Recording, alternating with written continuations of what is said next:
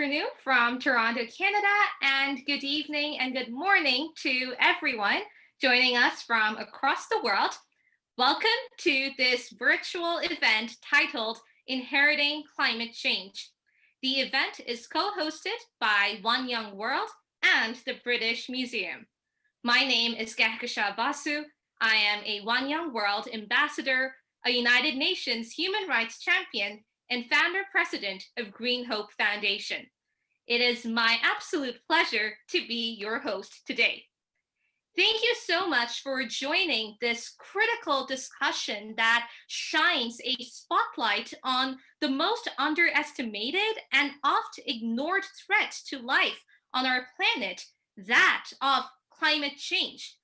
Polar ice caps were still melting, sea levels inexorably rising while the world was in lockdown. And as we now come out of the lockdown, we are witnessing sharply rising levels of emissions that will only accelerate the impacts of the climate crisis.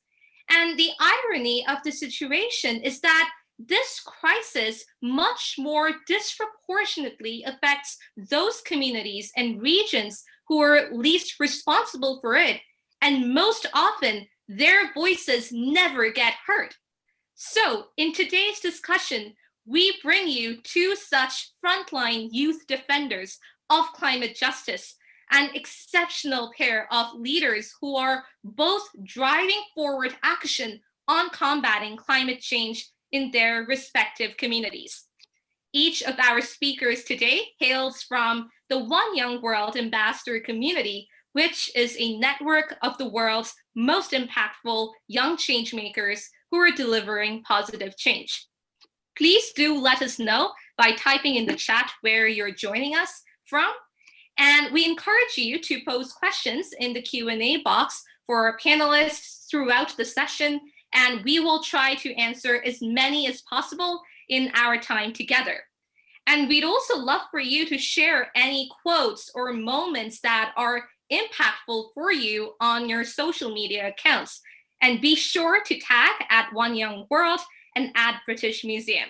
And we will be sharing the top contributions in an article after the event. This event makes up part of the public program accompanying the city exhibition Arctic, Culture and Climate at the British Museum.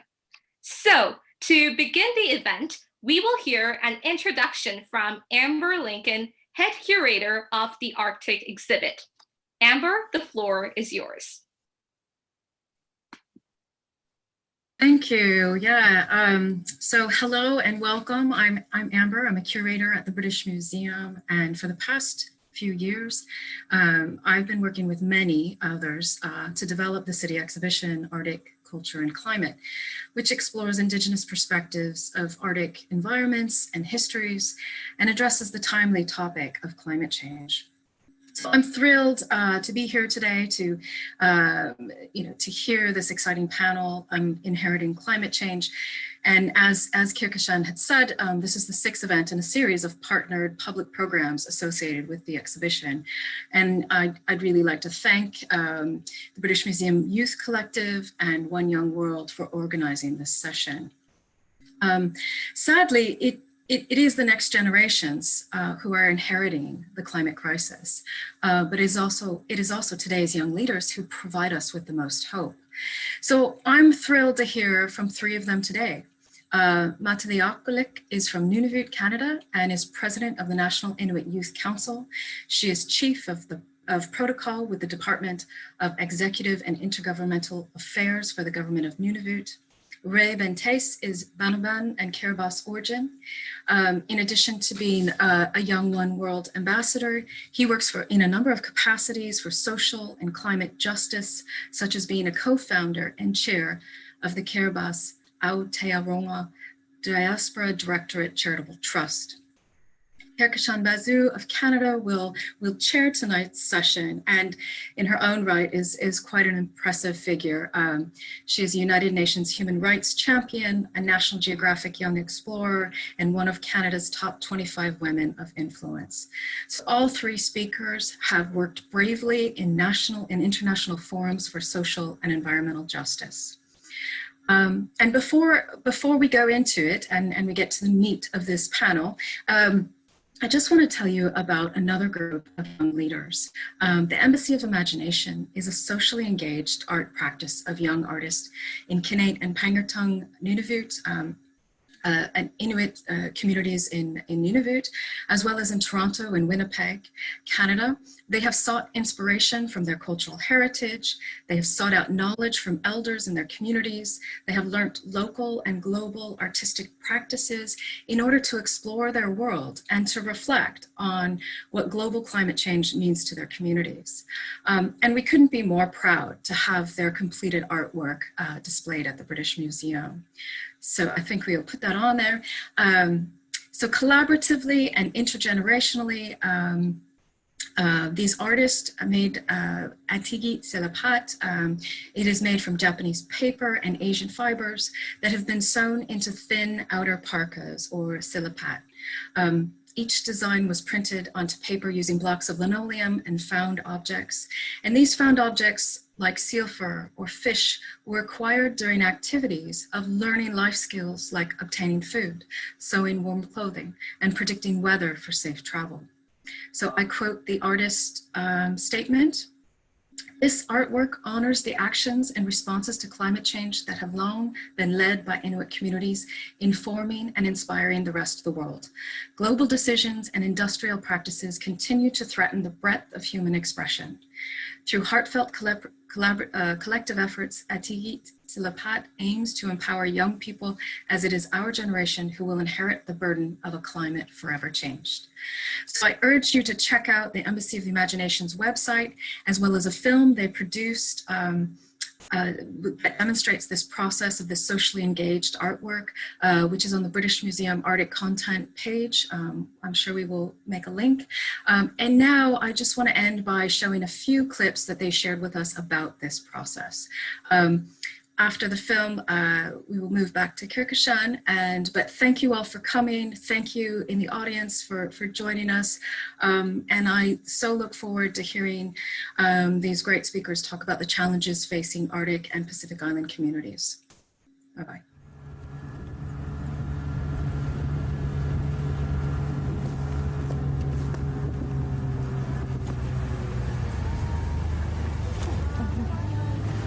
That was fun. In wintertime, they usually have seal nets on the crack on the ice. They check it up to 2 days. Every hunter know where they can put them, like outside of Cumberland Sound.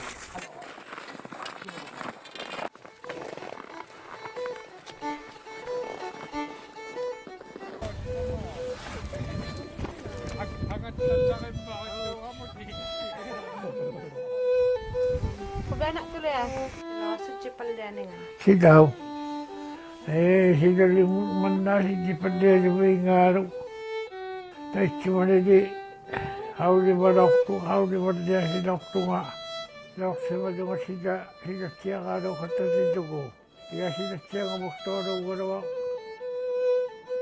Waktu tahun ni jangan tu waktu tahun ni pada jangan cok. Tahun nangai waktu mana. Tahun nangai mak mingak. Unak tu tahun nangan. Imawata ni kapwa pada ni kung ano wala yung.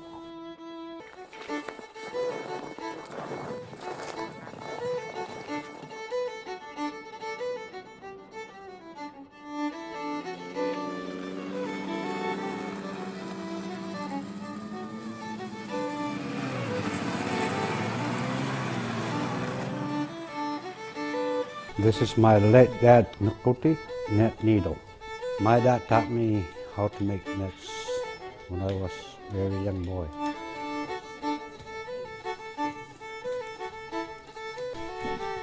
Art is quite important. It's a way of telling our history and how it's still relevant today. It's a great way of learning.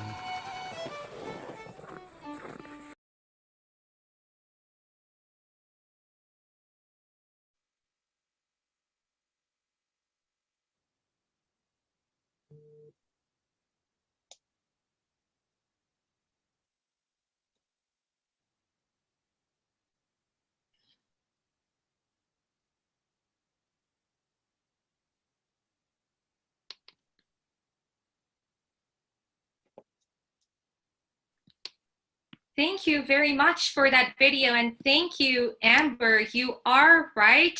Our young leaders continue to inspire us every single day, and it will definitely require intergenerational solidarity to share the knowledge required to think and act for a sustainable future. So thank you once again, and we shall now move forward with our panel discussion. So welcome, Maatalii and Rae, and we're so glad to have you with us today participating in this very important discussion. So the first question that I'd like to pose to the both of you is that we know that climate change is probably one, if not one of the greatest threats to our planet. So how do, in your opinion, what have been the most visible impacts of climate change in your communities, and what disruptions have these caused? So Maatalii, let's begin with you. Sure. First of all, Qianamik, thank you very much for having me today. And thank you for the video. I was able to see my homeland, Panokto, where my family is from. And as the skilled hunter identified in the video, there are effects that Inuit, my people, the indigenous peoples of the Arctic, have been experiencing for many, many decades. And so when we were ringing the bells of climate change decades ago, it was kind of, it fell on deaf ears, because we are the, as we say, the human barometers of climate change. It impacts us in our ability to hunt, access food. For us in Nunavut, 7 out of 10 Inuit are food insecure, and that's without considering climate change, and so it's further exacerbated. So basic human rights and needs are falling off the table for us because of climate change.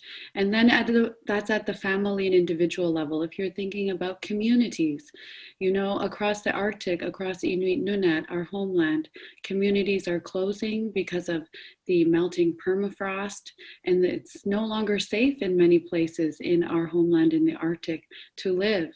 And so that is completely changing the dynamic within our communities as well as our families. And so thankfully, by virtue of the strength of our ancestors, our culture, and our traditions, we are continuing to adapt, but we definitely need the help of the global community as we move forward. And as we do climate action, we need to work in solidarity, and we hope that we can do that with specific reference to protecting an body of water between Canada and Greenland. Our Inuit organizations have identified the Piquillo as an area that we must protect, for not only to the benefit of us as Inuit, but to the benefit of the entire global community. Thank you so much for sharing that. Rae, the floor is yours. Thank you so much, and just warm greetings from the South Pacific, Kamna Maori. Like my colleague had just shared, Arctic, the urgency of climate change in the Arctic is just as urgent as any part of the Pacific. And of course, the melting iceberg, for us in the Pacific, it's about sea level rise. And so climate change is no longer a future threat, but is a daily lived reality that is already intensified by disaster impacts, water shortages, and inundation events. So one of the most notable impact of climate change in the South Pacific, particularly in Kiribati, are low-lying atolls like Kiribati, is severe coastal erosion as a result of sea level. We also have a lot of communities that have had to internally be displaced because of inundation and more frequent occurrence of disasters. For example, tropical cyclones that happens in other parts of the Pacific region. The intensified frequent occurrence of disasters are always affecting our southern islands. For example, we had Cyclone Yasa. This year we had Cyclone Harold, and we also had Cyclone Winston, which really affected a lot of our southern islands in Kiribati. And with the increased changing weather and climate patterns, we are also experiencing a lot of droughts, and thus affecting a lot of our indigenous plants, disrupting the ways of life in the island. So these are some very immediate effects of climate change in Kiribati.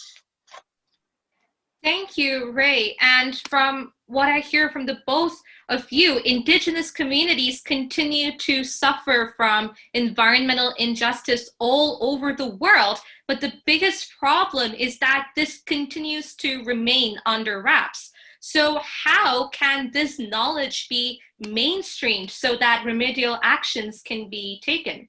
So Ray, let us begin with you this time. Yeah, thank you so much. A lot of our indigenous knowledge, traditional knowledge, for now is the question of, how do we maintain this knowledge as indigenous people? Because at some point in time, if governments around the world do not take action on climate change, and it's the word that it's been frequently challenged, with our political leaders, it's the will to actually,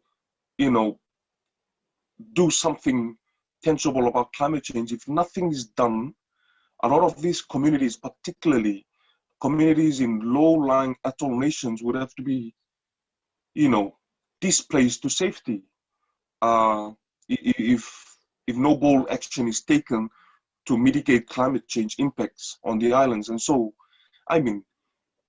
as people, if displacement is going to be the last resort, a lot of these indigenous knowledges, would be washed away in the tide as well.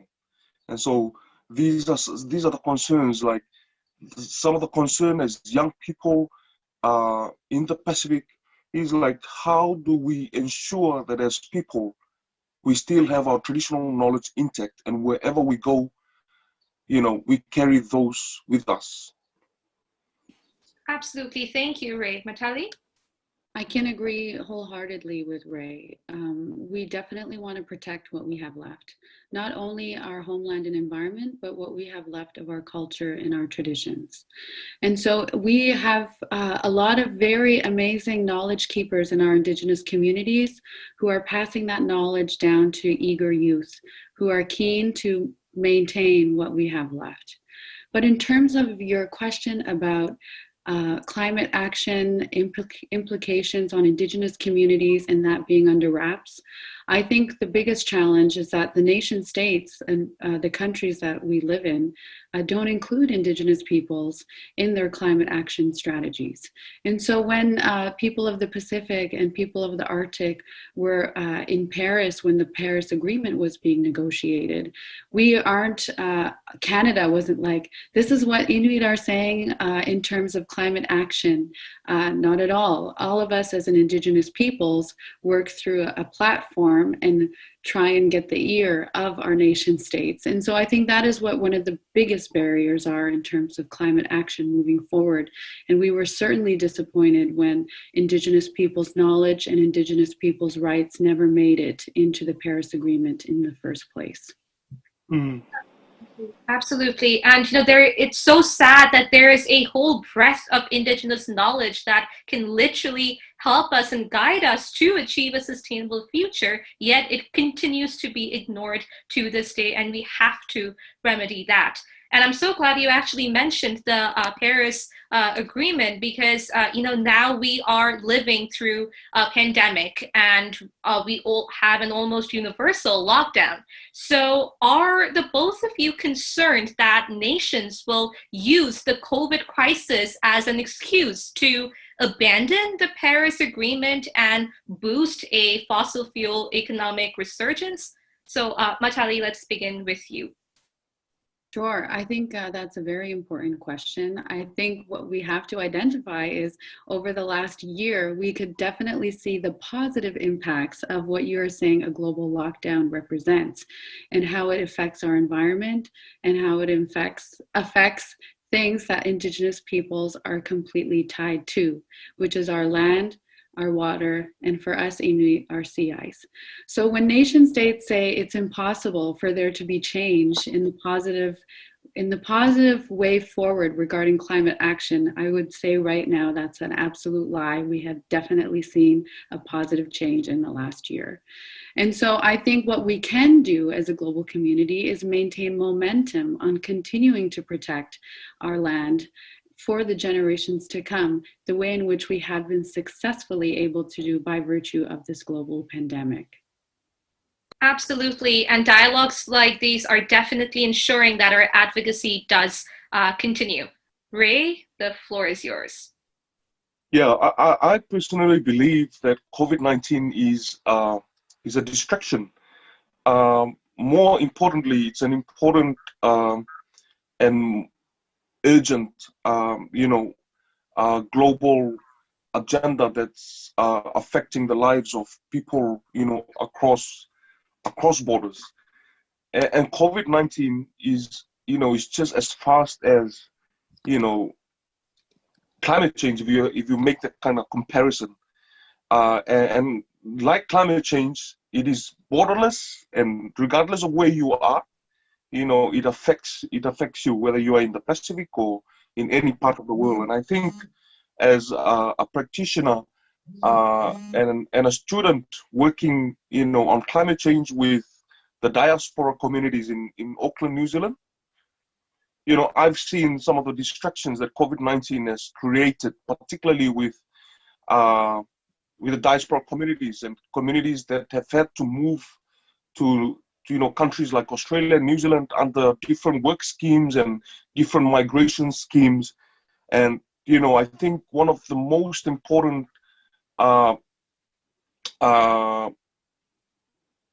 theme around the distractions with attending to migrants in countries like Australia and New Zealand has been obvious that a lot of the impacted communities, they've not gotten the right assistance and resources to be aided while they're in another country. And so it's a question of which brings us back to the Paris Agreement. I mean, if countries are not committed and are still struggling to commit themselves to the Paris Agreement, COVID-19 had really tested that. What are they doing with the refugees? What are they doing with those that have migrated because of opportunities that exist in countries like Australia and New Zealand, who are the big brothers and sisters to the region? So I am concerned that COVID-19, would be an excuse to divert from the focus on, on delivering on the Paris Accord. Absolutely. And if that happens, it will be absolutely horrible, because the COVID-19 crisis actually highlighted the inequalities that were already existing in our world. And what we really need to do now is ensure that actions are taken to, of course, continue this advocacy and not just focus on our economies, but actually focus on sustainability as a whole, and allowing Indigenous knowledge to lead that.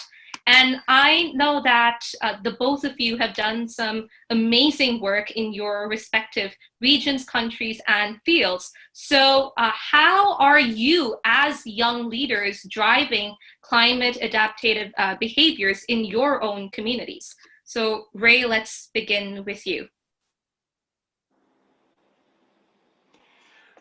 So as young people, one of the work that I do with our communities in Auckland is actually trying to educate our communities, to raise awareness, because a lot of our, particularly the diaspora communities that have really disconnected with home, they are the ones that find it hard to kind of ground themselves into traditional knowledge and the cultures and the language. And so one of the things that we try and help our communities is changing that mindset to have that attitude to be, to have the courage to have a strong voice, to amplify those concerns and their voices on climate change in the environment they are in, particularly in the example of New Zealand that's really upfront with the discussions on climate change. And New Zealand is, of course, one of the countries that has really come up to take ownership and to be the champion on a lot of climate change initiatives. And I think some of the things that as young people, we are actually coming forward to actually digitize a lot of our language resources with the support of the communities, because, when they are capacitated and they know the issues by heart and how that links to, their daily lives in New Zealand, they actually can have that mindset of, actually doing something bold for their countries. Absolutely. Education for sustainable development is absolutely critical, as it enables us to not just know and learn about these challenges, but actually implement actions on the ground. Maatalii, you have the floor. Thank you. And similar to Ray, the way in which we as Inuit discuss climate action, it isn't just siloed to the environment. It's very much holistic, our approach, and necessary, because Inuit culture and traditional actions are climate action. And so what I am very honored to be able to do in my former role as the president of the National Inuit Youth Council and in my advocacy today is to create awareness across our communities about what rights we have as Indigenous peoples, and to help amplify and create a platform so that our youth have access to our culture and our language, so that they too can be climate agents in their everyday lives. And I was very honored to participate in the creation of the National Geographic film called The Last Ice.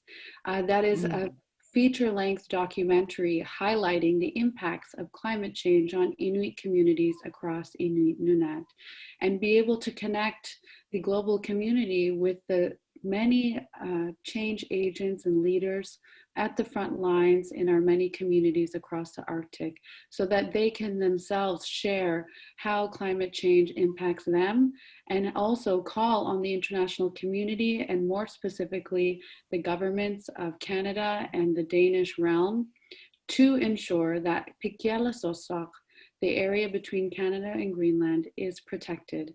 And so those are a few ways in which we've been able to move forward as a collective, as Inuit Indigenous peoples of the Arctic. And we really hope that the global community can join us on our call to action for protection and Inuit co-management of the area. Absolutely, and you bring forth a very important point, and that is that all of these issues are interconnected. So we cannot address climate change in isolation. We have to understand its relation to social justice, to peace, to our economy even. So we really need that intersectional approach to actually be able to mitigate climate change. Now, Maatalii, you actually mentioned earlier, alluded to the fact that Indigenous communities have been sounding the clarion call for climate action for several years now, yet only now the media is actually promoting climate action. So according to the both of you, what more needs to be done to mitigate climate injustice beyond just protests and strikes as seen in the Western world?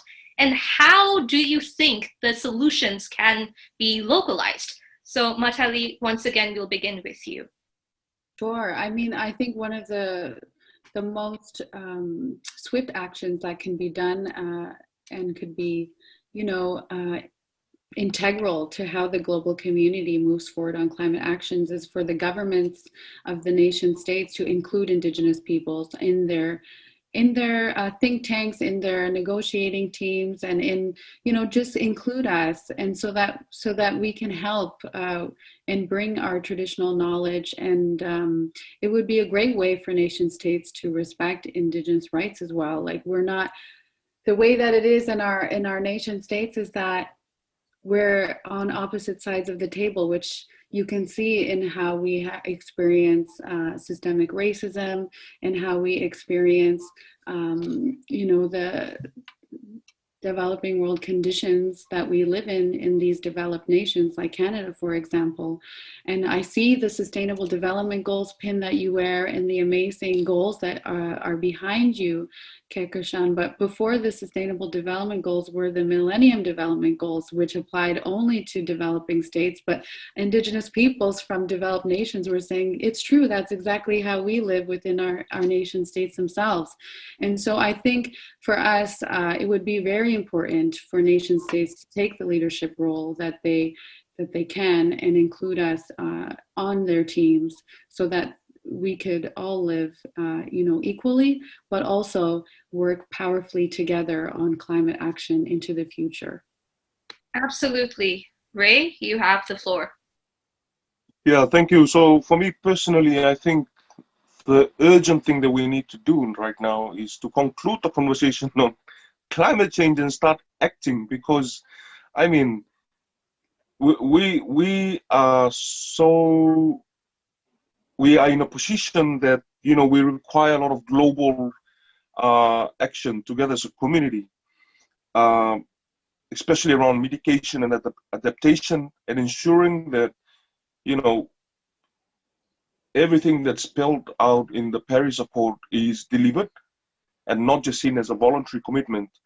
And we also need to start looking at prioritizing traditional knowledge, as well as investing a lot of trainings with young people and the communities who are actually the first responders to climate change impacts in communities. And talking about, countries that like Kiribati, most of their islands are very remote, that, when a disaster struck, it's often the young people and the communities that are the first responders, while the international communities try and assist, which can often take about 2 weeks or even a month to reach the outer islands. And so a lot of investment has to really go to young people and the communities, and just trying to encourage just recovery from climate change, which also can include things like investing in an indigenous economic model that works for indigenous communities around the world. And these are the things that, I feel needs to be actioned rather than being talked about, on climate change spaces. Absolutely, I could not agree more. And ground level action is so crucial for mitigating climate change or solving all of our world's issues. So thank you so much for sharing your perspectives with us. And this has truly been a wonderful discussion. And I can see that we have several questions from our audience. So our first question is, do you see COP26 as being able to achieve the necessary international commitments and agreements needed to tackle climate change? Or do you feel that it will largely be unsuccessful like COP25? And Ray, I think this relates very well to what you were speaking about just now in terms of just talking and having commitments, but not really taking actions on the ground. So would any of you like to take this question first? I'm going to go quickly. Thank you for the question, but with COP26 coming up, and I've mentioned about COVID-19, I mean, the focus really is about, climate change, but of course, all countries and nations will come in with a lot of, COVID-19 related stories and how that cross-cuts through the climate change conversations in the matter. So, like all other COP meetings, it's been 26 years of conversation. COP is matured enough, to deliver on the layers and layers of discussions and outcomes that we have not seen being delivered. Absolutely, Maatalii. I agree wholeheartedly with Ray. And I think, you know, the way in which we have been adapting to COVID-19 is that, you know, monies that have been going to Inuit communities, for example, has been going to, like coronavirus relief monies, has been going to ensure that we have clean, safe drinking water available to us. And so the COVID-19 relief funds for us is applied to basic human rights needs that we don't currently enjoy or celebrate. And so if you can imagine the struggle that we're experiencing within our communities within Canada, for example, and the way in which the systemic inequalities exist, you know, when it comes to COP26, like I said, we aren't part of Canada. If they don't take us seriously on our day-to-day lives and ensure that we can live healthily in our homeland, you know, how we see climate action, we're not included in that discussion at all. And so, for example, the people of the Pacific and other Indigenous regions around the world, we caucus every morning at 7 a.m. at COP. And 7 or 9 a.m. And then we talk about, okay, what nation state do you think will allow us to take one of their tickets to be able to sit in and to observe and hear what the other nation states are discussing regarding this section of the climate agreement?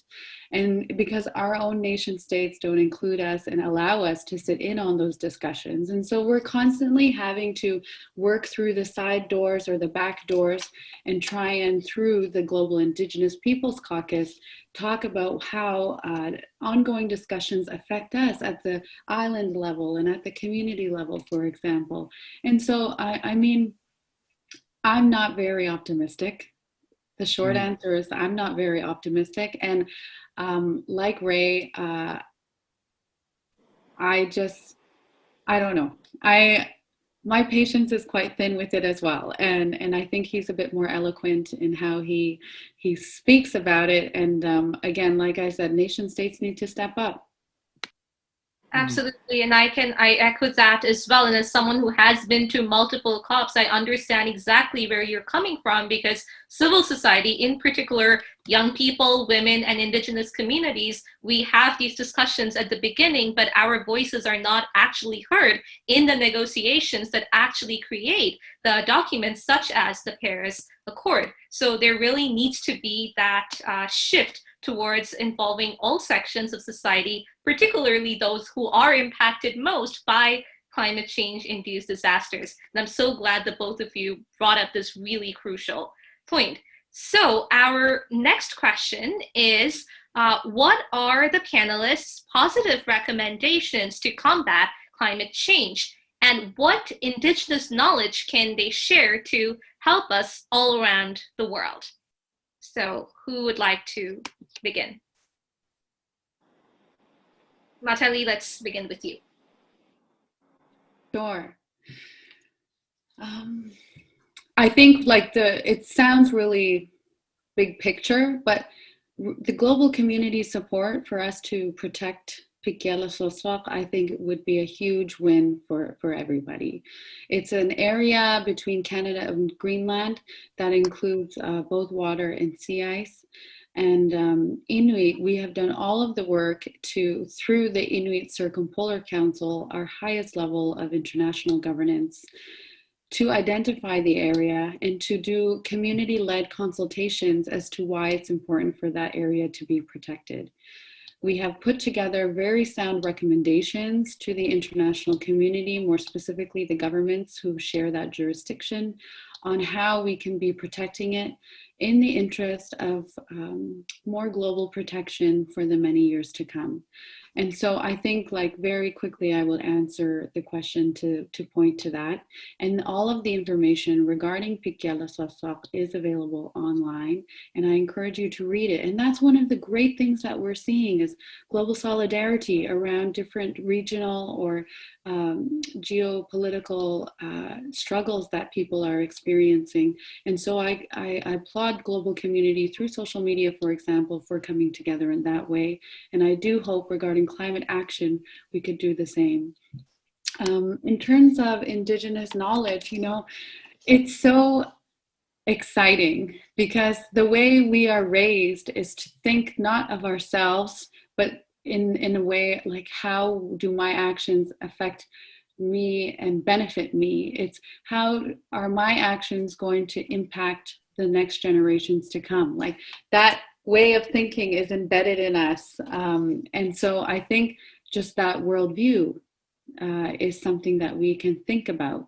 And I think that is why when Kehkashan talks about how we Indigenous peoples are the ones who are least, we are contributing least to climate change in terms of, destruction of our planet. It's reflective of that holistic way of thinking.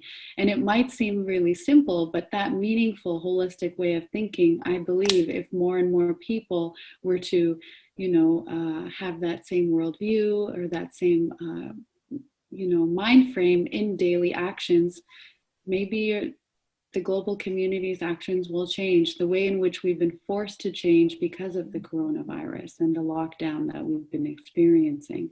And so I don't know if it's long-winded or very abstract, but it really is what comes to mind when that question is asked. And I thank the individual for asking that question. Absolutely. Ray, you have the floor. Yeah. In terms of Indigenous knowledge, from Kiribati, the perspective from Kiribati, the Indigenous knowledge is undocumented, and most of these knowledges are very important because actually, as a young person growing up, I've seen a lot of traditional skills and knowledge, being the center of providing for the families, even predicting the weather, and when it comes to traditional knowledge, as an interest in research and policies, I also believe that a lot of collaboration can take place in the space of documenting a lot of traditional frameworks and knowledge that can actually be used in research, because I think one of the experiences that I've had over many years of research on climate change in Kiribati and particularly and especially in the Pacific region, we've seen a lot of our stories being taken out to global communities, but yet there's actually no solid action coming back, to deal with the first-hand climate change impacts in communities.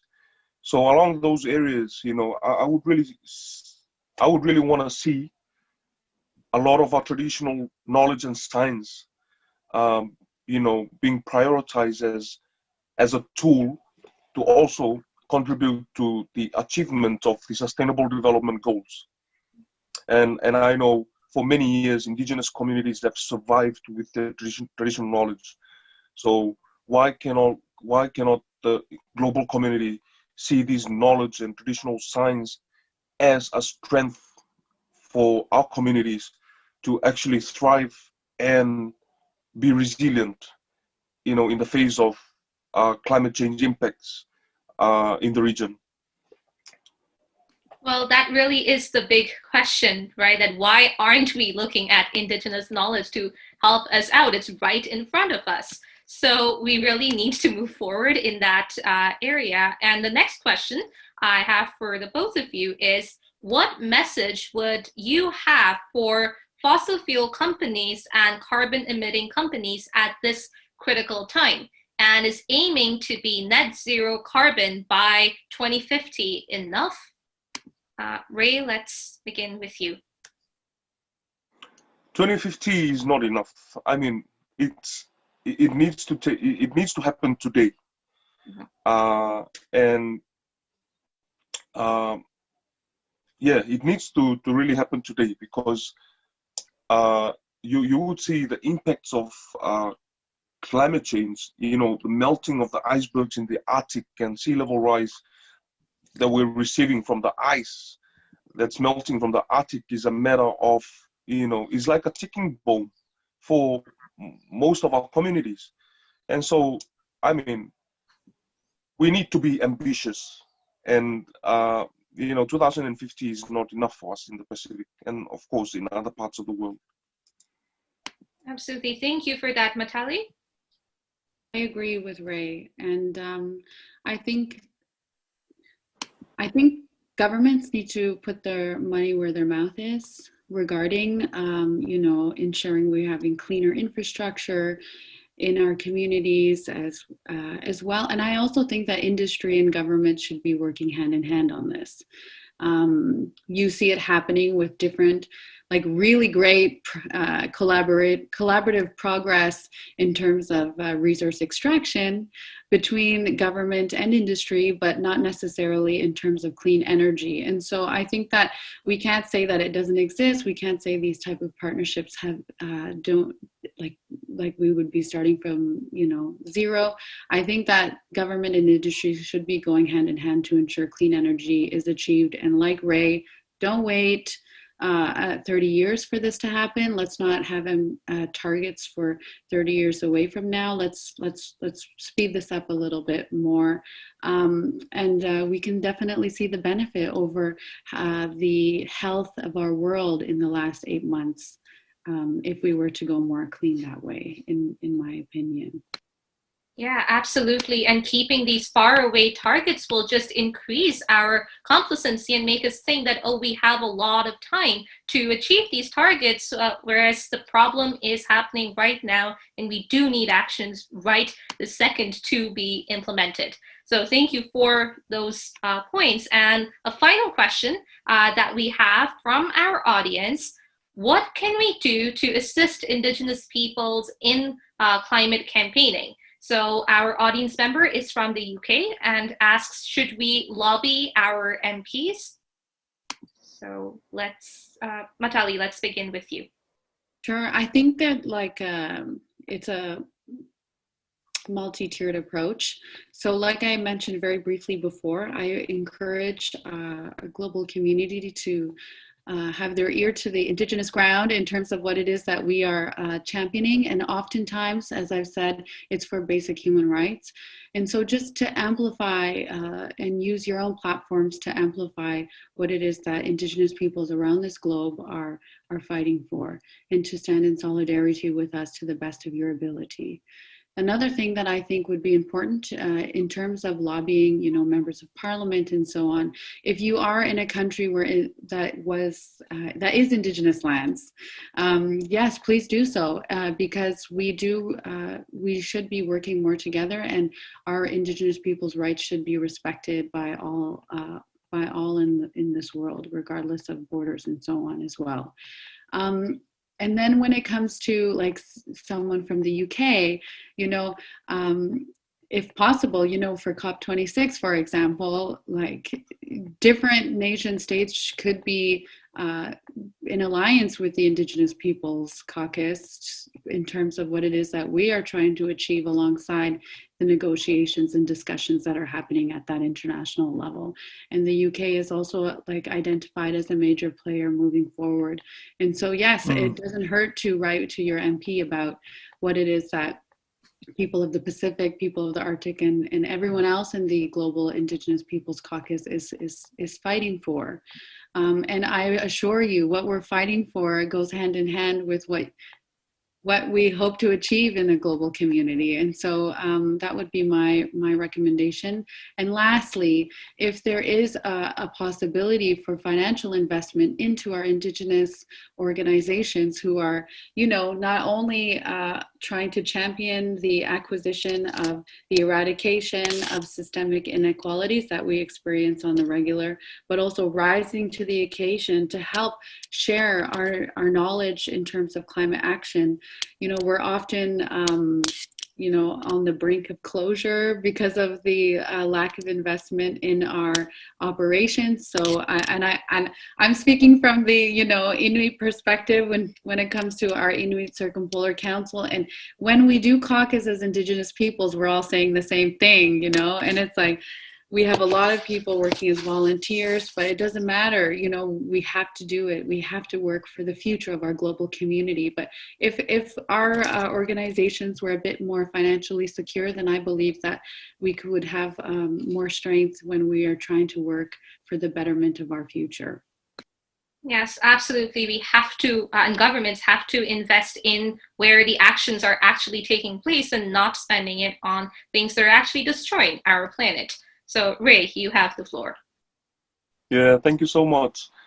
In response to that last question, I think, you know, whatever little actions that the global communities have to support the indigenous communities is a right way forward to bring, you know, indigenous community in the heart of discussions for development. Because I personally believe that indigenous communities has been, you know, has been the most impacted group of peoples or communities, you know, around the world. Have had to pay the price for, you know, development. And for many years, indigenous communities like our communities in the Pacific, some of our communities in the Pacific has been, you know, destroyed as the result of development, in the name of development, environment degradation because of mining, you know, because of extraction of resources, has displaced people, you know, since the 1900s when, you know, most of these resources were discovered. So I'm challenging people who are actually taking time to listen through this webinar to, you know, actually have a read more about some of the indigenous communities that have been badly impacted because of development. And you would find in the Pacific there is a lot of historic, you know, issues that need to be addressed that has been outstanding even before the discussions on climate change took place, that had resulted in the displacement of lots of Pacific communities or some of the communities that have been displaced because of environment degradation. And that's in referencing, you know, what would happen if climate change is to be a problem of the future, if nothing, if no bold action is being taken seriously by the global community. So, you know, any small initiatives that could actually put our agenda to the big players, whichever part of the world you are, I think you will play a very important role in advocating for the indigenous communities. And I would also like to support my colleague, you know, that oftentimes the work for indigenous communities across the world can be under-resourced and can be a lonesome journey for many of us. And for many of us indigenous young people, we've traveled to the UN to talk to the leaders, and we come in as, you know, we travel as a one-person team when we see other countries coming in as big delegations. So it can be an intimidating process. So wherever you see an indigenous community in any part of the world or in any meeting, please just go support them, because they can be lonely, traveling alone from wherever they come from as, you know, a one-man team or two-person team, because that's just how, you know, we try and work with the available resources just to travel out, you know, before the COVID came, to bring our messages to the global community. And that's, you know, if you come and support us, we would always remember that and appreciate that, especially our ancestors who are always looking, you know, after us in our travels. That is so beautiful, and thank you so much for sharing that with us. And thank you to our audience for the very pertinent questions. So I would now like to ask our panelists to take a minute or so to give their concluding remarks. So Maatalii, you have the floor. I just want to say I feel very humbled to be able to participate on this panel alongside such a strong leader like Ray.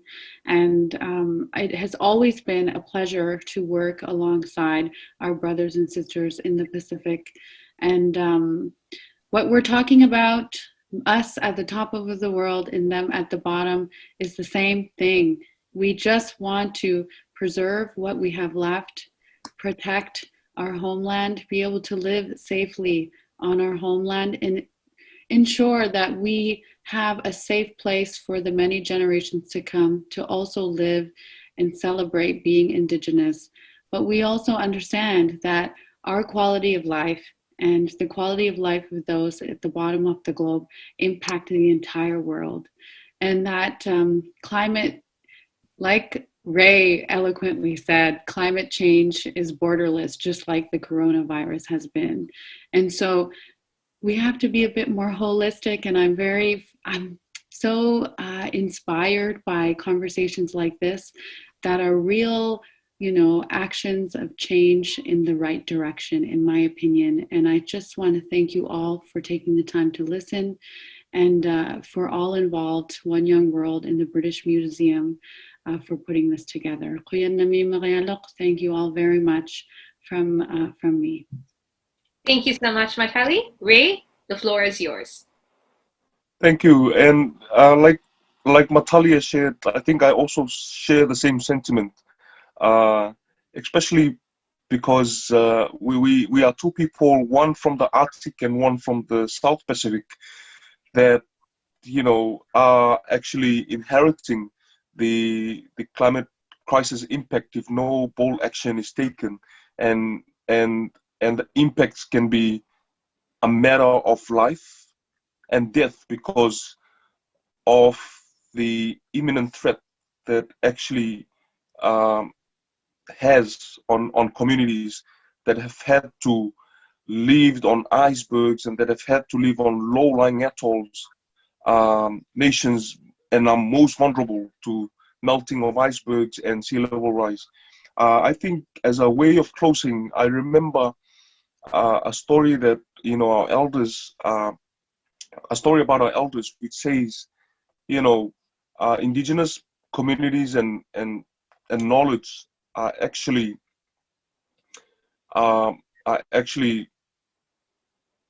important is important as part of communities across the world, because when our ancestors leave, they left us an environment that's in good shape, because that's just as what my colleague alluded to.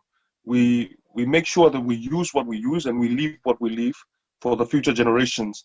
And so as young people right now, as custodians of this earth, the question is, what do we leave for the next generation who are yet to come to this world? So it's a question of challenge. And of course, it's a hard question because we are also trapped in the comfort of this world with technology and the comfort of our homes in developed countries. But we should always have it in our mind, what do we leave back? What would our young people inherit that we would leave back as our legacy to keep this world going? Thank you. Absolutely. Thank you so much, Ray. And thank you to all for joining us today for what has been an exceptional conversation. And what is happening in the Arctic or in the Pacific today will happen tomorrow in all of your communities if you do not take action. And as our panelists have so eloquently stated, we are already running against time. So we desperately need the participation of all stakeholders, and it's critical for each one of us to pitch in. So we really need that multilateralism, and we need the leadership of that Indigenous knowledge and recognizing its presence and value to actually help us achieve a sustainable world. Please do share your reflections with us today and what actions you propose to take, as we will compile and share the top contributions. Please spread the word on social media, tagging us. Next week, One Young World and the British Museum's Youth Collective will be hosting a breakout session. And this will be an open forum for participants to discuss the topic of climate change in more depth and to explore how each person can take action in their own countries and communities. So we shall share a registration form in our follow-up email. So please do RSVP if you're interested in taking this conversation forward. Please keep in touch and have a wonderful day. And on behalf of One Young World and the British Museum, thank you so much and goodbye.